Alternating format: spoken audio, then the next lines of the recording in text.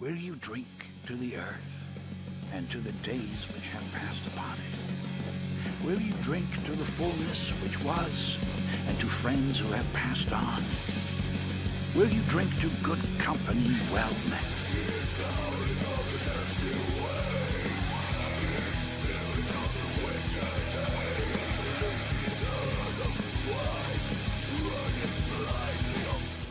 This country is a country of openness, of respect, of compassion, of the rule of law, of the rights of the individuals, of freedom. Freedom from fear, freedom from crime, freedom to love who you want and not be judged for it, freedom to do what you want with your body. Has there ever been a greater diplomatic embarrassment in the history of our country? I mean, literally. In coffee shops and gyms and businesses and boardrooms around the world, people are reading about this massive and shameful disgrace that unfolded under the watch of a Liberal Speaker and a Liberal Prime Minister. And yet, he can't even show up for work. Where is he, and why is he hiding under a rock today?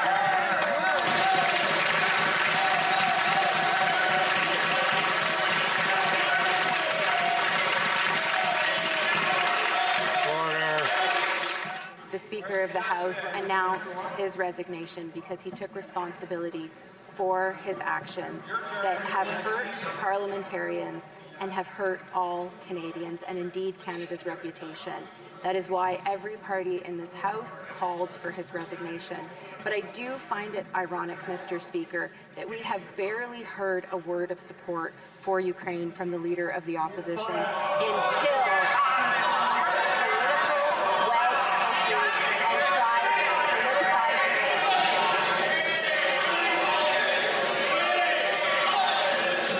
Order!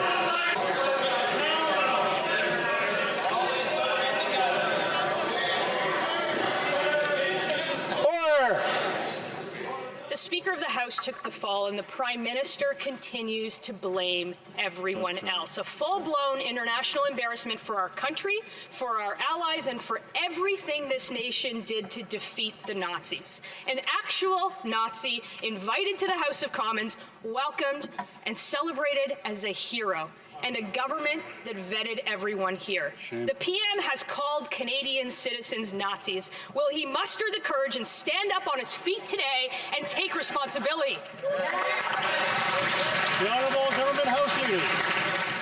The minister who is now whispering was louder when she also painted Canadians as Nazis, and she can't bring herself to apologize for an actual Nazi this government vetted.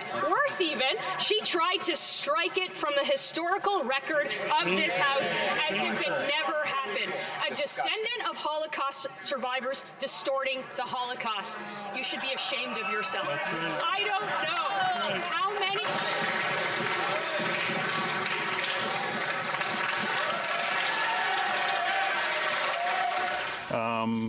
On the topic, I mean, in terms of your sort of strategy currently, you're obviously taking the populist pathway. What does that mean?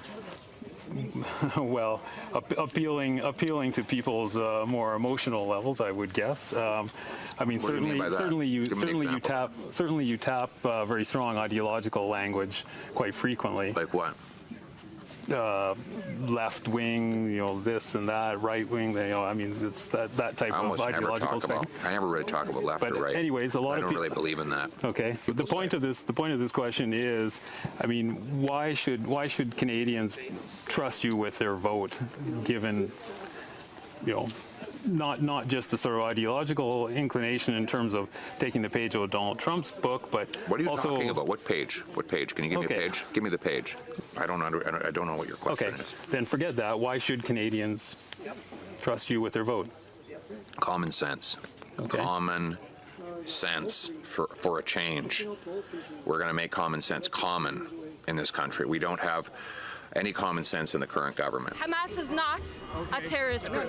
Hamas is not a terrorist group. What is it, like a motorcycle club? It is a resistance that has been fuming for 75 years of colonialism, of occupation, of murder, of rape, of little children, of women. Okay, then. That's what they are. They're resistance. Do you think Canada is a colonialist country too? Everything that they do is justified. Including what happened last week? Every single thing they have done is justified. So, ma'am, there were children murdered, there were babies beheaded. Oh. Babies beheaded, really? Please educate yourself.